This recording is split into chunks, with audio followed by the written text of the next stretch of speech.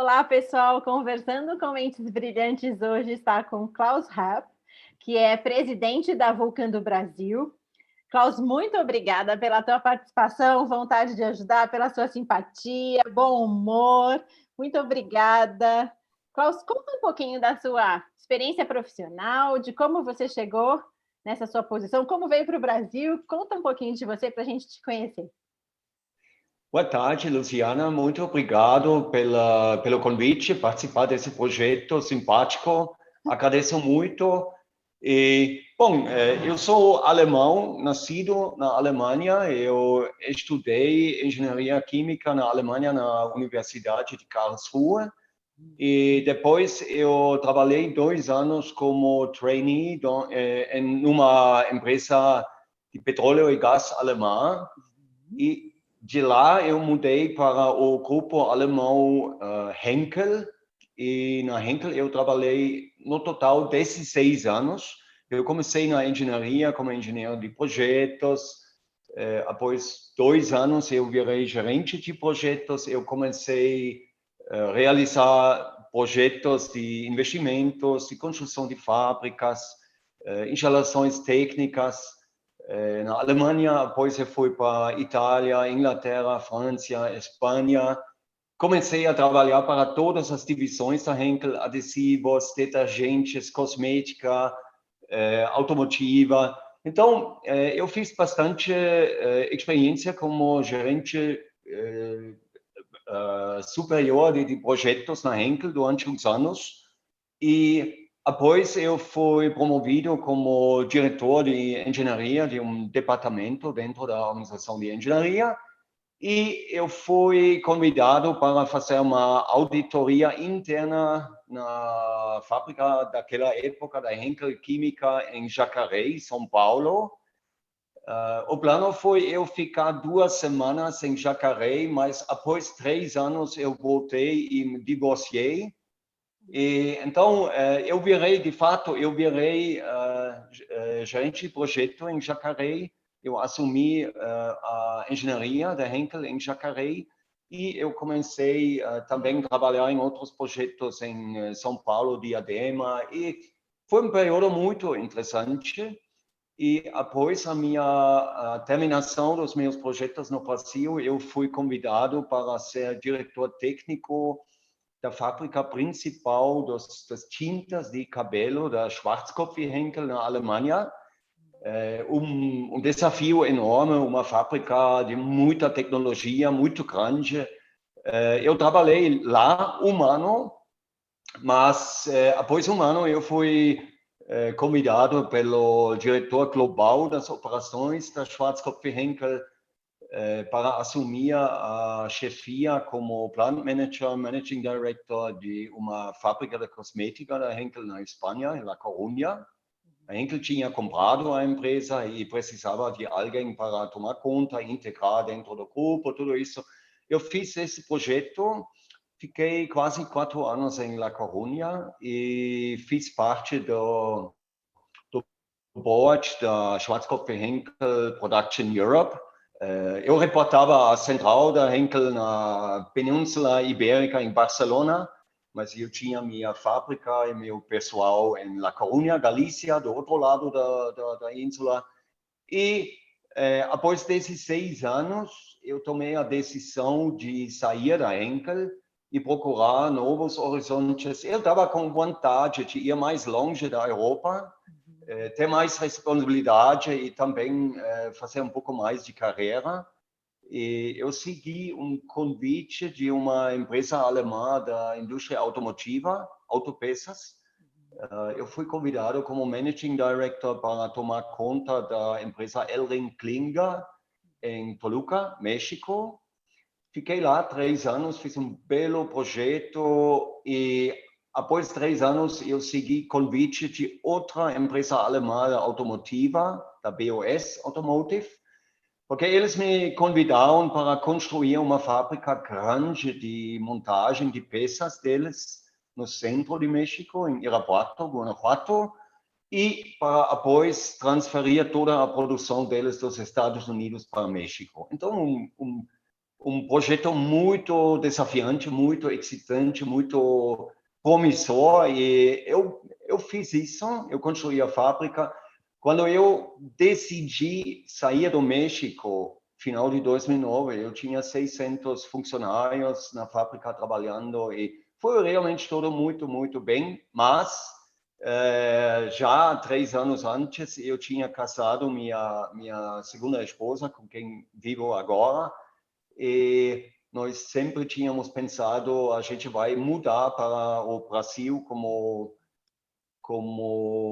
terra mais adequada para nós como família. E quando meu filho tinha nascido no México, final de 2009, nós mudamos para o Brasil. No Brasil, eu comecei a trabalhar como interim manager para empresas alemãs, e eu fui contratado CLT como managing director para a empresa Faprima em Guarulhos.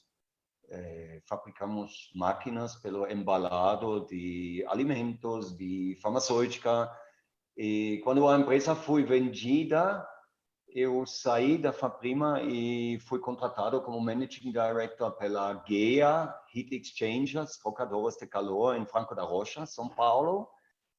Na GEA, nós fabricamos equipamentos pela indústria de óleo e gás, principalmente para a Petrobras, pelos EPCs, todas. Eu fiquei lá 4 anos, foi muito interessante, muito sucesso. E quando a GEA decidiu vender essa divisão, faz 6 anos, eu fiz contrato como presidente com a empresa Vulcan, outra alemã em Itatiba, e onde estou trabalhando atualmente. E a Vulcan tem 46 anos no Brasil. Nós fabricamos todo tipo de acoplamentos, de freios, de contrarrecuos para principalmente a indústria mineira, também siderúrgica, açúcar e álcool, papel, celulose, óleo e gás, todo tipo de indústria onde tem máquina. E dentro desses 6 anos na Vulcan, eu criei departamento de desenvolvimento de novos produtos em Itatiba, que já tem 6 anos agora, está trabalhando muito bem. Estão saindo muitos produtos novos, tecnologia nova, muito legal. E eu comecei faz 6 anos também projeto de expansão comercial na América Latina. Eu me tornei responsável pelas vendas da Vulcan no México, Centro-América, Caribe e América do Sul toda. Nós abrimos escritórios de vendas e engenharia na Cidade do México, em Bogotá, Colômbia, e hoje trabalhamos na região inteira. E faz 2 anos, devido à experiência e o sucesso na América Latina, eu fui convidado criar projeto de colaboração com as nossas subsidiárias do Grupo Vulcan na África do Sul e na Austrália. E final do ano passado, eu fui oficialmente nomeado como Managing Director para a Vulcan África, e agora eu estou criando nossa estrutura comercial na África subsaariana toda, e sigo também responsável na América Latina e na Austrália. Legal, que história boa de ouvir. Parabéns. Klaus, você sabe que a gente vai falar sobre inteligência emocional, sobre competências comportamentais, né? Como é que isso ajuda na fazer a nossa gestão, com foco numa gestão mais humana. E a primeira pergunta é: como é que é esse gestor? Como é que você faz a sua gestão de pessoas? Como é que você desenvolveu inteligência emocional ao longo da vida e como aplica no dia a dia? Bom, Luciana, eu acho um tema fundamental pela gestão de empresas, de negócios, de times. E eu mesmo já fiz a primeira experiência com esses temas importantes quando eu comecei como gerente de projetos na Alemanha, na Europa, porque mesmo na Alemanha, só com alemães, entre pessoas dentro de um time, a colaboração e a forma do trato de temas até pessoais e profissionais entre as pessoas é fundamental pelo sucesso do time, pela cultura do time, pelo estar bem das pessoas, que é muito importante pelo sucesso do projeto, né? E quando eu comecei com projetos fora da Alemanha, na Europa ainda, isso já virou um fator-chave, porque mesmo na pequenininha Europa, visto desde o gigante Brasil, né? Você tem diferenças culturais super importantes entre países como Alemanha e Espanha, Alemanha e Itália, Alemanha e Inglaterra, Alemanha e França, e querendo trabalhar junto com pessoas de diferentes regiões, países, culturas, extremamente importante que a pessoa que é o líder do time tenha uma abertura enorme para entender essas diferenças culturais. Eu acho isso fundamental. E respeitar e criar uma fusão de cultura comportamental entre as pessoas das diferentes nacionalidades e do background cultural diferente, né? E quando eu cheguei no México e no Brasil, eu tinha outra situação. Na Espanha também, porque enquanto eu trabalhava na Europa, eu sempre tinha outros alemães junto comigo dentro dos meus times. Quando eu comecei na Espanha como chefão da fábrica de cosmética, quando eu fui para México e depois no Brasil, eu fui o único alemão, não houve outro alemão, né? Então, para mim, se tornou o mais importante ganhar a simpatia, a confiança e a colaboração das pessoas, porque sempre existem preconceitos e também depende da situação hierárquica. Muitas pessoas que deveriam mais abertamente colaborar estão preocupados, fazer algo errado, poderia entender mal, poderia castigar e tudo isso, né? Que é contraprodutivo pelo trabalho em equipe e em time e que não promove o sucesso do trabalho, né? Então, eu fiz outra experiência com isso no sentido, se você mudar bastante de lugar, de país, de continente, você leva algo de cada um desses lugares, de cada uma dessas culturas. Você mora um tempo num país, num lugar, você muda.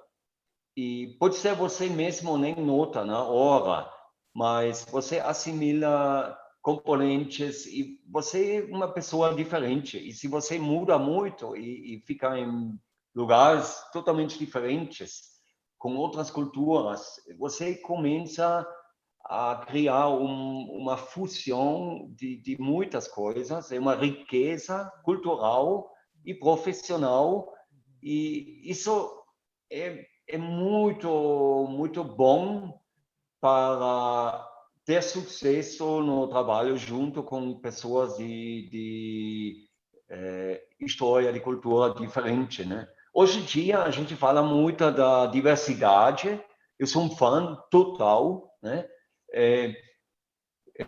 Só que, claro, isso é um termo moderno e não foi inventado hoje, a gente já tinha no passado, né? E eu achei fundamental isso. É interessante isso, né? A gente já tinha no passado, mas agora a gente dá mais valor, né? Bom, eu acho a diferença entre o passado e hoje. No passado, era um pouco mais uma fórmula secreta de sucesso. E as pessoas e as empresas que sabiam e cultivavam, aproveitaram. E a maioria das empresas e pessoas nem conheciam. E a diferença hoje praticamente todo mundo está sendo confrontado com isso, é até como uma exigência, né? A diversidade é mandatória, né? Exatamente. E agora temos a situação contrária. Agora temos a situação muitas pessoas não têm facilidade de se adaptar a isso e sofrem as consequências, porque é um requerimento fundamental e todo mundo que quer trabalhar de forma de sucesso dentro desse tipo de organizações e times, tem que se adaptar, tem que se abrir, tem que ter a mente aberta para assumir esses conceitos. E se alguém ficar fechado e não aceitar, é complicado, né? Com esse tipo de pessoas, hoje em dia é complicado trabalhar em times e em projetos internacionais e interculturais, porque não funciona, né? Não funciona. Não funciona, é isso mesmo, simples, né? Não funciona. Klaus, pensando agora na organização, o que pode dificultar a prática dessas competências comportamentais, né? O uso da inteligência emocional ou dessa gestão mais humana? É a cultura da organização? Você que já passou por vários países e lugares, é a cultura da organização? É a cultura do país? São os altos objetivos que a gente precisa entregar? É a geopolítica? É competição interna ou externa? É tudo isso junto? O que faz com que gestores no dia a dia esqueçam das pessoas, né? Coloque em segundo plano? Luciana, veja bem, eu acho é um tema sério e tem muitas razões e fatores que influenciam nisso. Claro, eu sempre digo, como uma empresa estrangeira, indo para outro país, você tem que entender desde o início aonde você manda, ou pode mandar, dentro da sua empresa. Mas você não pode mandar fora da sua empresa num outro país, porque não é seu terreno, não é seu poder. Os seus funcionários dentro da sua empresa podem seguir regras, cultura e tudo, mas quando eles saem do portão, eles estão na rua, eles estão na cidade deles, no lugar deles. Seu poder é zero. E isso muitas vezes pode criar um conflito quando a cultura de você dentro da sua empresa e a cultura do país, da região, das pessoas onde você se encontra é totalmente diferente, né? Então, eu imagino tem muito a ver com a questão de qual país falamos, como é a situação política, cultural, religiosa lá, né? Isso tudo tem um impacto enorme e limita até um certo ponto sua condição de estabelecer mais ou menos o que você gostaria de estabelecer, né?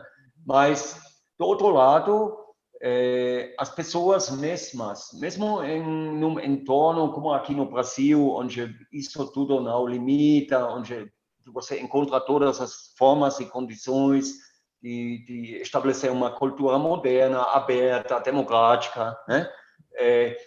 Ainda depende muito das pessoas e da cultura e do estilo e da ética deles, né?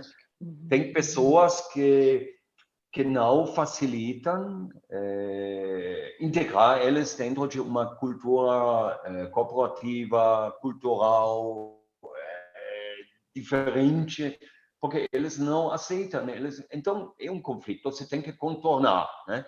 E você ainda, também dentro das empresas, e eu acho isso aplica pelas empresas todas, para pequenas, médias e grandes, para empresas familiares, para empresas públicas, todas as situações são diferentes, né?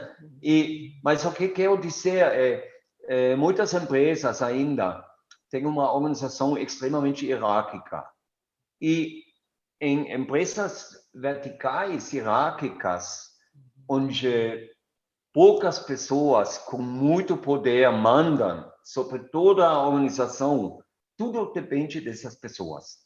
Se a pessoa é uma pessoa muito aberta, muito moderna, muito disponível, automaticamente o grande poder dela vai facilitar na empresa uma cultura aberta, moderna, democrática. Mas, infelizmente, ainda existem muitas empresas onde as pessoas não são assim, né? E se você imaginar, tem empresas de todo tipo. Se tem uma empresa onde os presidentes, os diretores são pessoas mais tradicionais, mais do estilo do passado, então é complicado até pelos gerentes, pelo pessoal normal, convencer eles das vantagens de certas formas modernas de trabalho em conjunto, né? Então, isso é outro conflito. Mas, como sempre, eu acho que o fator humano se tornou o fator-chave dentro das empresas e tudo depende das pessoas, né? E a inteligência emocional também tem a ver com a inteligência, a criatividade e o conseguir das pessoas de mudar as coisas, né? Antigamente se falava muito, eu não posso fazer nada porque a empresa é assim, e hoje em dia eu diria, não venha com isso. São excusas. Cada um tem como fazer coisas e se todos juntos fazem coisas, algo vai acontecer, né? O bom exemplo, a forma certa, né? Isso tem a ver muito com inteligência emocional de todas as pessoas, né? De Muitas todas vezes, as pessoas, isso mesmo. De todas as todas as pessoas, pessoas. muitas vezes pessoas que formalmente não têm uma função chave ou de muito poder, pela inteligência emocional deles, conseguem alterar situações muito mais fácil, mais rápido do que pessoas que têm muito poder e não se mexem, né? Então, é isso. É isso mesmo, é isso mesmo. Klaus, e quando a gente olha para as pessoas, né? Você falou das organizações e tal, quando a gente olha para as pessoas, o que pode fazer com que as pessoas não valorizem? A gente sabe que é um desenvolvimento de vida, né? Não é uma coisa que se aprende de uma hora para outra, né? A gente pode até estudar um pouco, pode ler, fazer algum treinamento para ajudar, mas é um desenvolvimento de vida, né? Até o nosso, talvez, último dia de vida. Mas o que pode fazer com que pessoas não desejem melhorar esse aspecto humano? Veja bem, Luciana, eu tenho uma resposta um pouco dura, no sentido, a minha experiência é a grande maioria das pessoas. E não importa a função, a educação, a posição dentro da organização, o poder, a grande maioria das pessoas, no fundo, são pessoas disponíveis. É mais uma questão de tratar da forma bem e eficiente, dar o exemplo, achar a melhor maneira para convencer, para interessar, para integrar, né? Eu acho isso. Então, eu sou muito otimista, eu acho a maioria das pessoas, neste sentido, é convencível e disponível. Só que, da mesma forma, eu falo, se você tiver pessoas onde você chegar à conclusão de jeito nenhum dá, desde o ponto de vista de uma organização, de uma empresa que quer estabelecer uma certa cultura, uma certa forma, não dá. Se não dá, não dá, né? A empresa não é uma instituição educativa, não é um consultório de psicólogos. A empresa tem fins empresariais e tem recursos limitados e precisa de resultados medíveis. E se dentro disso tudo aparecer a não condição de integrar pessoas e ainda mais em funções chaves, numa cultura, numa nova cultura, num time, então melhor se separar. É minha própria convicção, porque não é bom pelas pessoas, não é bom pela empresa e muito menos bom pelos demais da empresa, né? Porque uma pessoa que bloqueia tudo pode parar o trabalho e o sucesso de 20 pessoas, né? E não é justo. Então, eu sempre penso, tem que dar às pessoas a chance, tem que ajudar, tem que ter uma paciência, mas tudo tem limite, né? E eu sempre penso ao favor da grande maioria e das pessoas que realmente estão contribuindo e colaborando e entusiasmados do que de uma pessoa ou duas pessoas que são contra tudo e negativo e bloqueia, né?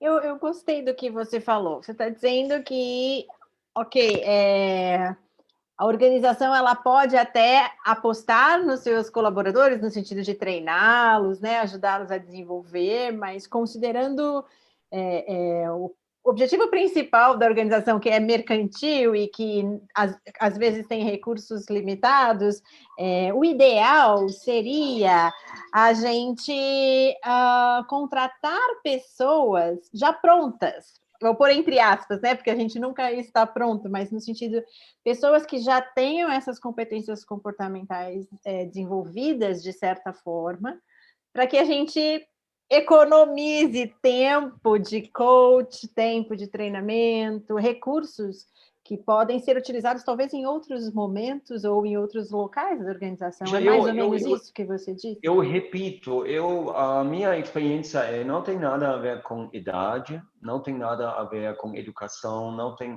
nada a ver com função, é mais questão da pessoa. Tem pessoas que sim e pessoas que não, né? E nas empresas, eu penso, as empresas têm certas necessidades de contratar profissionais que cumprem com certos requerimentos, perfis, experiência e tudo, né? Mas também as empresas fazem bem dar oportunidade para pessoas novas, não experimentadas, mas abertas, disponíveis, motivadas, para se desenvolverem dentro da empresa, aprendendo o que tem que aprender, né? Então, a mistura dos dois, eu acho, faz a riqueza, né? Porque a empresa tem planos largos, normalmente. Então, só pegar as pessoas terminadas, prontas, eu acho não é uma boa receita. E também, sabe, eu acho faz parte do conceito da diversidade. Você precisa de pessoas de diferente sexo, de diferente cultura, de idade diferente, para realmente ter uma mistura muito rica de todos. Né? Todos. Uma mistura rica de todos, é isso aí. Klaus, você falou sobre liderança com um estilo antigo, um pouquinho antes. Você sente ao longo da sua caminhada, e você já passou por vários países, várias organizações, tem aí um bom tempo de vida profissional, você sente que tem mudado isso globalmente falando, onde no passado líderes talvez mais duros, mais assertivos, com um comportamento mais distante, e agora líderes mais próximos, com uma tendência mais humana. Você sente isso pensando em mundo, né, globalmente falando, não só em Brasil? Luciana, de forma geral, eu tenho essa situação. Eu acho tem a ver com o mundo moderno, com a chegada da internet e a disponibilidade 24 horas o ano todo de todo tipo de informações e acesso a informações. As pessoas já não separando muitas vezes entre a vida particular e a vida profissional, se estão alimentando de boa ou mal de informações ricas do mundo inteiro. E, nesse sentido, eu acho ha mudado muito, né? Porque no passado, quando eu comecei a trabalhar, como jovem profissional, você tinha uma bagagem da faculdade, mas tudo demais você recebeu ou não das empresas onde você trabalhava. Hoje é diferente. Hoje as pessoas trabalham na empresa, mas se alimentam de 1000 fontes, né? E aqui no Brasil, um fenômeno que sempre achei muito legal, que não tínhamos dessa forma naquela época, pelo menos na Europa. Quando eu cheguei no Brasil nos anos 90, eu me surpreendi com com a massa de pessoas jovens e de média idade que estavam estudando algo de noite. As pessoas trabalhavam e de noite foram para estudar algo. Eu achei super legal, né? Porque na Europa, naquela época, a gente tinha ainda um pouco esse conceito, já que você aprendeu tudo o que precisava na faculdade, agora só trabalhar. E quando o trabalho termina, você vai para casa e faz sua vida particular e nada de trabalho, né? Isso ainda era um pouco o estilo lá e a cultura, quando aqui no Brasil, devido às circunstâncias e necessidades, muitas pessoas falam, não, após trabalho eu vou aproveitar para aprender inglês, para estudar algo, para fazer um MBA, sei lá, né? E isso me surpreendeu naquela época positivamente, e quando eu olho para fora agora, eu acho isso mudou no mundo. Hoje, as pessoas e o mundo sabe, aprender é uma tarefa pela vida inteira. E não tem um período da vida onde você aprende, depois já sabe tudo e não aprende mais. Não, isso é velho. Isso já não existe. Todos aprendemos, estudamos e gostamos disso, né? É verdade. Até o último dia da vida, não é? Sim, claro. Eu tenho o exemplo da minha mãe, né? Minha mãe faleceu faz poucos anos, com 92, e com 80 e algo. Ela, de boa saúde ainda,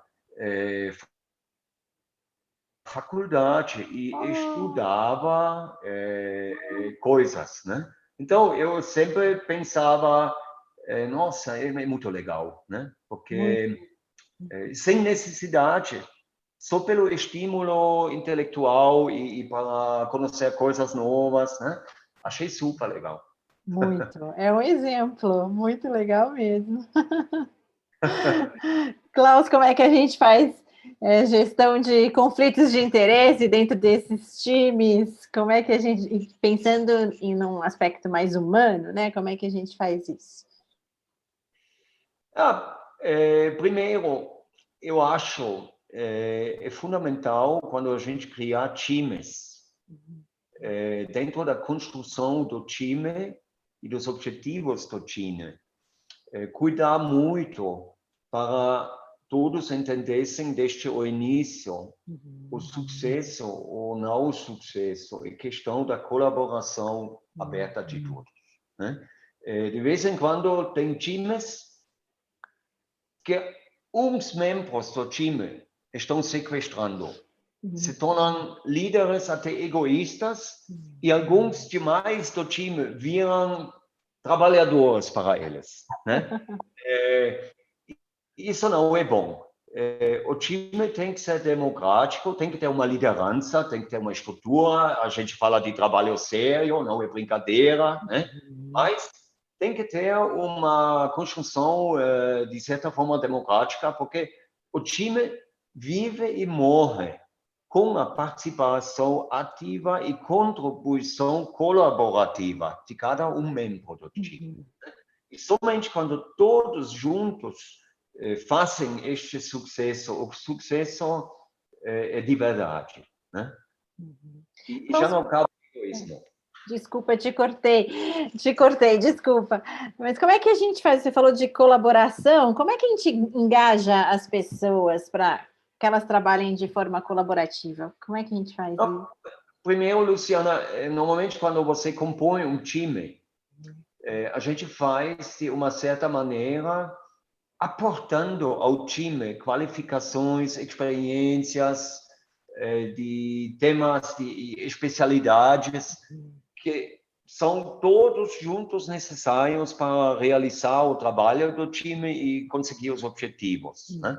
E eu sempre falo, como, por exemplo, na empresa onde trabalho, a senhora da limpeza, o vigilante, eles são igual importantes aos trabalhadores nas máquinas, os gerentes, os diretores, os vice-presidentes e eu. A gente precisa cada um deles, porque não existe ninguém na nossa empresa que não contribui pelo sucesso da empresa. Eu acho isso é extremamente importante transmitir pelas pessoas, porque a pessoa que se sente valorizada e tomada em sério e que tem a sensação importante, o trabalho dela é importante e todo mundo sabe e reconhece, trabalha muito melhor e com muito mais satisfação. E a mesma coisa é no time, né?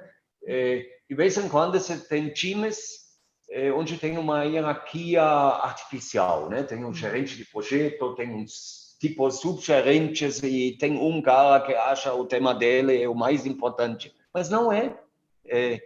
Quem é líder de um time bom, o rol principal dele normalmente é garantir o funcionamento democrático e colaborativo entre todos. Quando começa um conflito, uma briguinha, uma coisa, isso tem que resolver mais rápido e mais sustentável possível, porque todo tipo de conflito, egoísmo, diferenças enormes dentro de times custam tempo e recursos e energia do time, né?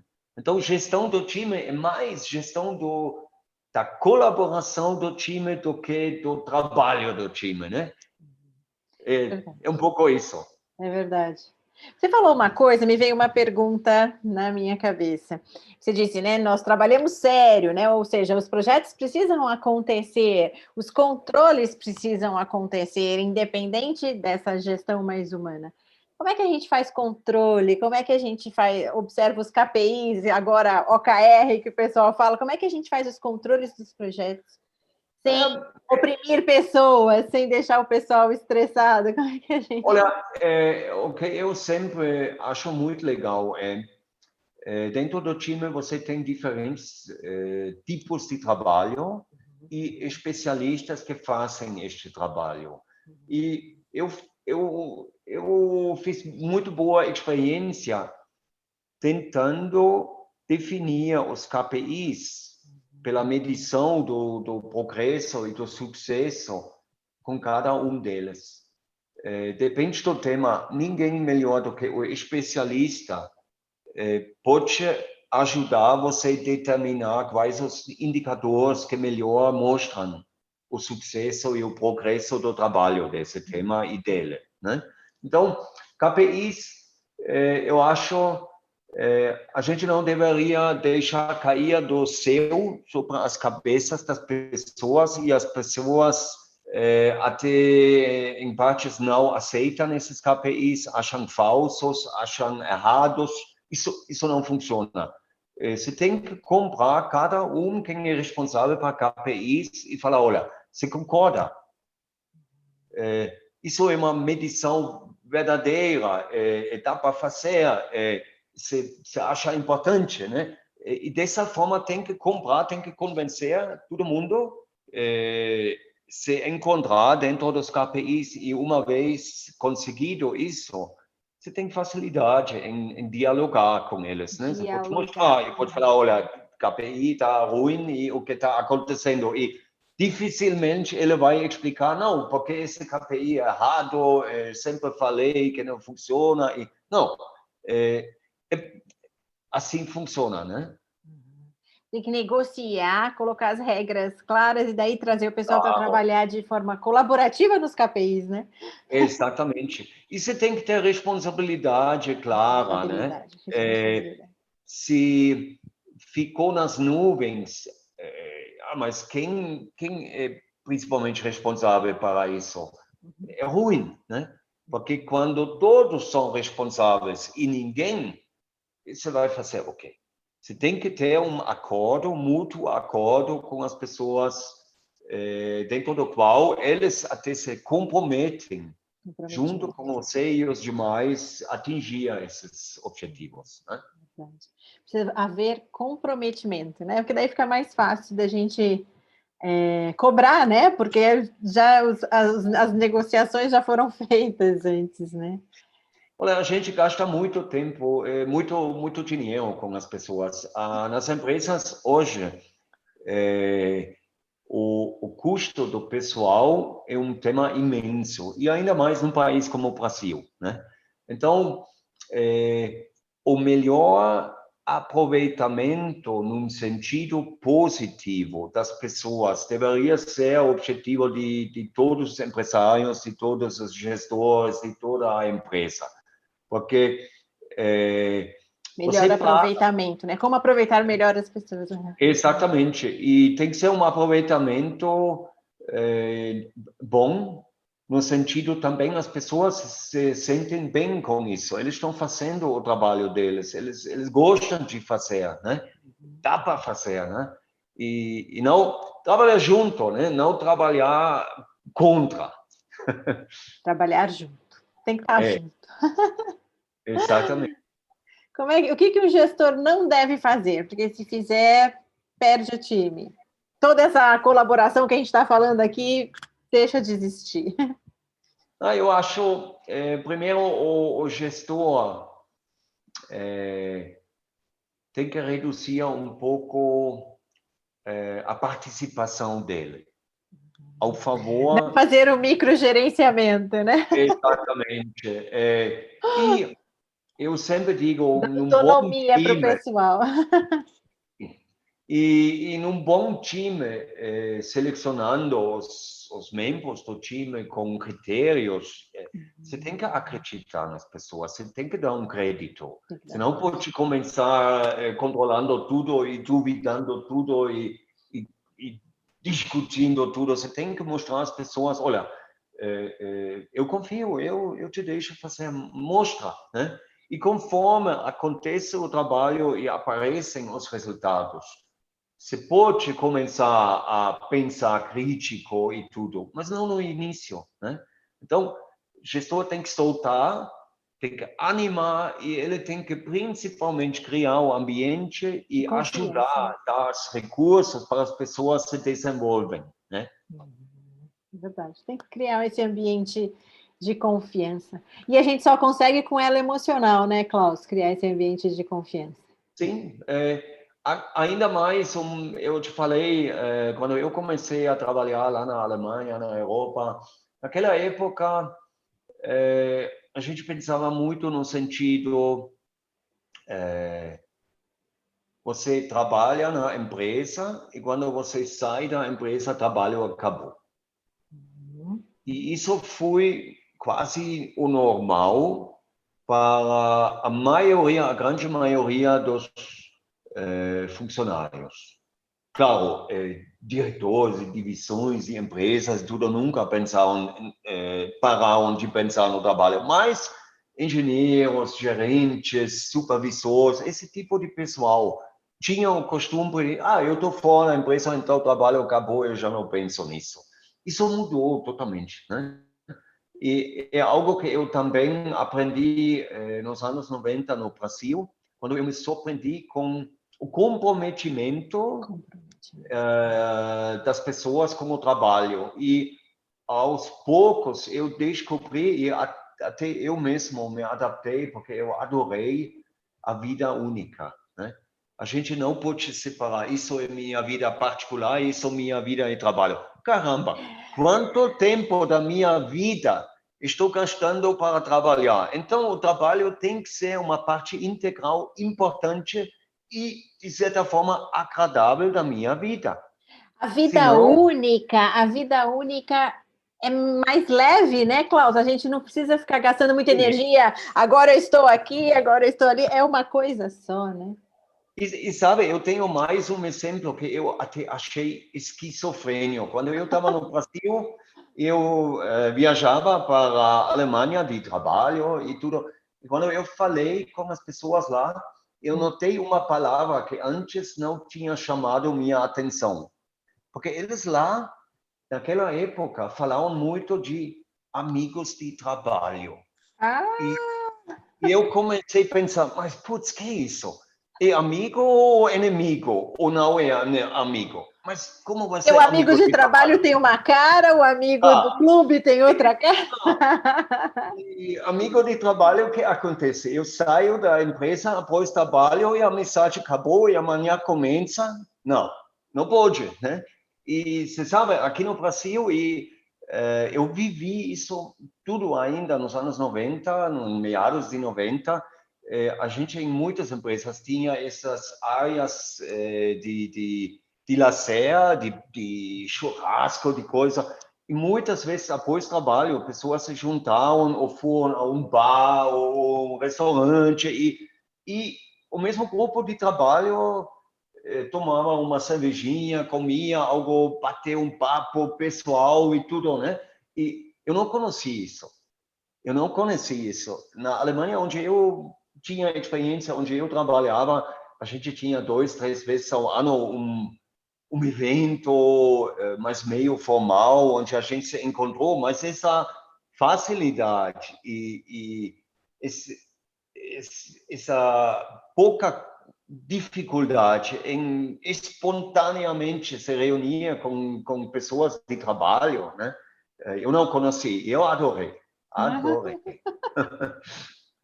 Dá para ter amigos no trabalho, Klaus? Então, dá para fazer amigos no trabalho? É possível? Tá me ouvindo? Cortou um pouquinho, será? Oi, acho que voltou. Tá me ouvindo agora? Cortou um pouco, Voltou. A sim, pergunta agora eu foi: estou dá ouvindo. para fazer amigos no trabalho, então? Nossa, olha, eu tenho muitos amigos no trabalho. Eu adoro o conceito da amizade no trabalho, sabendo que tudo tem limite. Amigo significa a gente tem uma simpatia, a gente sabe um do outro até de coisas pessoais, a gente troca ideias, mas amigo não significa eu estou comprometido e em função disso a pessoa pode fazer coisas que eu não gosto e na minha função eu aceito. Meus funcionários com quem eu tenho uma amizade, e são muitos, sabem muito bem desse conceito. Eu nunca toleraria comportamento errado só porque somos amigos. Não, peraí, né? Tem que ter uma ética dos dois lados, né? Eu acho fácil, né? É a ética, né? No momento que a pessoa escorrega por algum motivo, a gente tem que pontuar, né? Independente de ser amigo ou não, não é? Faz parte, não é mesmo? Klaus, pensando no que o mundo pede para essa nova liderança, né? Esse mundo de transformação que a gente fala que agora grita por diversidade, né? Fala muito sobre tolerância e inclusão, fala-se muito sobre futuro de trabalho, sobre algumas pessoas, inclusive, têm receios, né? De que como é que eu vou estar daqui 3, 4, 5 anos por conta de alteração de postos de serviço, né? Qual é o estilo de liderança? Qual é a cara desse ou dessa líder que o mundo pede, pensando nesse momento de transformação? Luciana, eu repito, você tem que fazer a gestão de forma adaptada. Depende do tema, da situação das pessoas. Você não pode assustar as pessoas, você não pode frustrar as pessoas. Você tem que decidir de que forma e até que ponto posso fazer as coisas para devagarzinho, se for preciso, convencer as pessoas, até com bons exemplos, e criar as novas situações. Confronto de choque, eu acho, não serve, não é bom. Né? Não é bom. Tem que ser bem conduzido e medido. Alguém que consiga fazer algo adaptado mesmo, né? Alguém que seja situacional, vamos dizer. Eu já vou te falar um exemplo. Eu trabalhei aqui no Brasil faz anos numa empresa onde a alta direção do grupo tinha decidido a gente não precisa de diretores gerais. São parásitos, só custa caro, não trabalha, atrapalha, vamos mandar todos embora. E fizeram. Só que, sem análise, sem consulta, eles falaram, vamos mandar os diretores gerais embora e os diretores embaixo deles, de forma democrática, e entre eles vão liderar a empresa. Uma loucura total. Não demorou 6 meses e a empresa se perdeu completamente porque nada funcionou. Só briga, só egoísmo, nenhuma coordenação. Também as pessoas que deveriam tomar esse rol da nova função não estavam sendo preparados, nem avaliados se eles têm o formato e as condições. Né? Então, esse para mim sempre foi um exemplo como de forma anônima, fria, sem medida, pode fazer tudo errado de uma vez. Né? E a piada foi, nessa situação, eles não podiam contratar um novo diretor-geral, mas eles sabiam, precisamos. Né? Então, nessa situação, eu entrei como diretor-geral interino. Essa era a solução que estava permitida, porque não pus em questão essa decisão da cúpula. Né? Então, que loucura essa, né? A gente tem que ter pessoas preparadas para uma transformação, né? Se a gente quer fazer alguma modificação, a gente tem que ter pessoas preparadas para essa modificação acontecer, né? Exatamente. A gente consegue, Klaus, em uma palavra definir o que é a boa liderança? Eu diria boa liderança é o respeito. Respeito. Respeito. É uma ótima palavra. Começa-se tudo com respeito, né? Todas as relações humanas são baseadas em respeito. Né? Exatamente. Voltando para o meu dizer que fazer negócio hoje tem uma função de gestão num empreendimento, qualquer seja, o fator-chave hoje é o trabalho com os humanos. A gente fala tanto da inteligência artificial, do Big Data, da robotização, tudo bem, é tudo verdade e vai acontecer e tudo, mas ainda mais, eu acho, vai ter importância como trabalhamos com as pessoas, como os humanos. Quanto mais tecnologia, mais a necessidade do valor do trabalho. Absolutamente. Da gestão humana, né? E se trata de um trabalho entre pessoas, eu acho a palavra mágica é o respeito, porque cada um queremos ser respeitados. Para respeitar, você tem que conhecer. Para conhecer, você tem que se ocupar com a análise, com o questionamento. Quem é a pessoa? Como é? Né? Tem que isso tudo gastar tempo, né? Não sei se gastar é a melhor palavra, ganhar tempo com pessoas, né? A gente tem que realmente, de forma intencional, estar do lado das pessoas para conhecê-las, né? Porque a pessoa, isso para mim é a grande diferença com o robô, com a máquina, não é questão do salário, não é questão da ordem. Não, a pessoa precisa uma convicção, precisa se comprometer e para ganhar uma convicção, para fazer um comprometimento, ela precisa confiança e a confiança com base de respeito, né? Cada de nós quer ser respeitado dentro de certos critérios, e se isso não acontecer, tudo demais já não vai vir, né? Pois é mesmo. Klaus, pensando nessas gerações que estão aí dentro das organizações, talvez aí na sua você também tenha as 4 gerações, né? A gente tem Baby Boomers, tem o pessoal X, os Y, os Millennials e os Z chegando. Qual a mensagem que você dá para essa geração mais nova, que muitas vezes já está em situações, né, em posições de influência, de poder dentro das organizações? O que dizer para esses meninos e meninas? A minha mensagem para estes meninos e meninas aproveitem melhor das condições que o mundo moderno está oferecendo. Eu acho o grande desafio pela geração dos jovens hoje é achar a própria iniciativa. Para as coisas acontecerem, cada uma tem que ter uma iniciativa própria.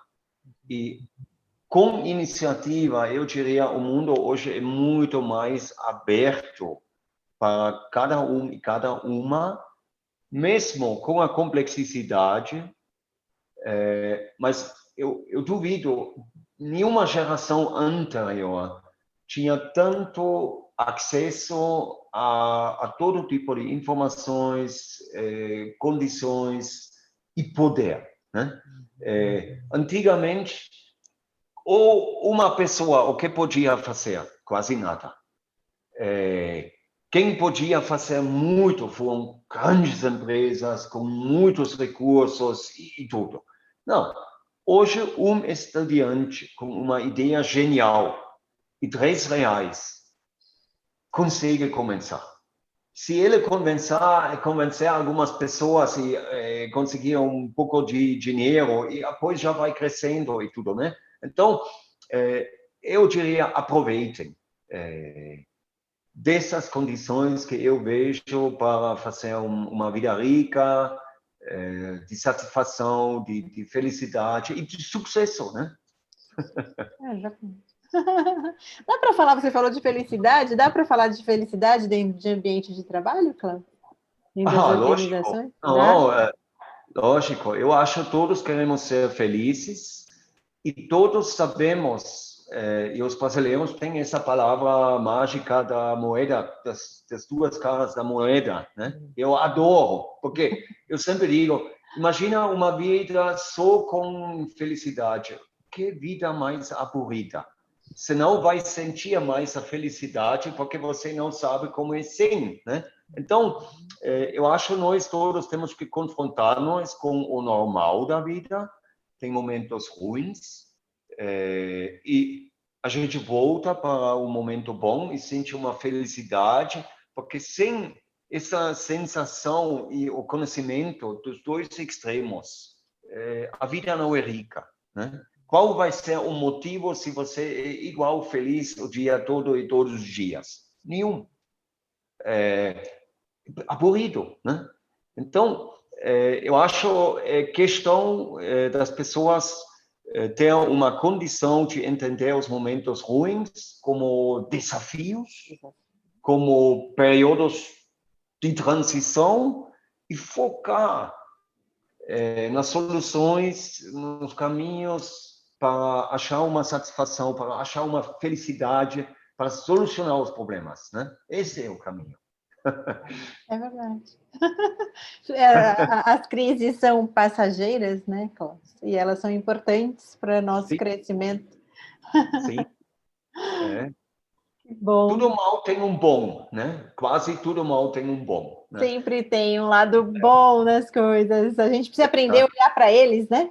Aprender a exercitar o cérebro a olhar para o positivo. Eu tenho um exemplo. Aqui no Brasil, com a grande crise que tínhamos 2014, 15, pode ser 16, muitas empresas quebradas, negócio ruim, economia colapsando, tudo isso. O que aconteceu? Muitas empresas que eu conheço se erigiram completamente novo, fizeram as tarefas de casa, fizeram projetos Lean, arrumaram tudo, ganharam produtividade, eficiência, e hoje são bonitas e fortes e funcionam, né? Então, esse exemplo, né? Não adianta ficar numa situação, lamentar, chorar, reclamar. Não, você tem que fazer algo, né? Não importa, você é uma pessoa, você é um time ou você é uma empresa, né? Tem que fazer algo. É isso. Tem A que gente tem que fazer se algo. esforçar e olhar para o positivo e fazer algo, né? Conversa boa, Klaus. Muito obrigada. Muito obrigada. Gostei. Que a gente possa ter novas conversas daqui para frente, né? Novas trocas. Obrigada. Muito obrigado, Luciana. Um prazer para mim. É sempre bom falar das experiências e compartilhar as experiências. Acho uma pessoa como eu, que tem um acúmulo grande em tempo e em quantidade de experiências. É super legal se você pode compartilhar isso com pessoas que ainda têm como aproveitar disso, né? Essa é a ideia, né? O bom é que a gente está pertinho, você está em Vinhedo, eu estou aqui em Indaiatuba, a gente vai marcar, passando a pandemia, a gente vai marcar cafezinhos para conversar mais. Ótimo, vou te invitar a Vulcan do Brasil, você vai conhecer meus funcionários, meus amigos, vai ver como funciona a empresa. Estou muito orgulhoso, muito motivado e a gente está de parabéns, né? A empresa funciona muito bem, os clientes gostam, os funcionários estão felizes, a gente adora, né? Que bom. Quero conhecer, sim. Até breve, Klaus. Muito obrigada. Obrigado. Tchau, tchau, Luciana. Tchau, tchau.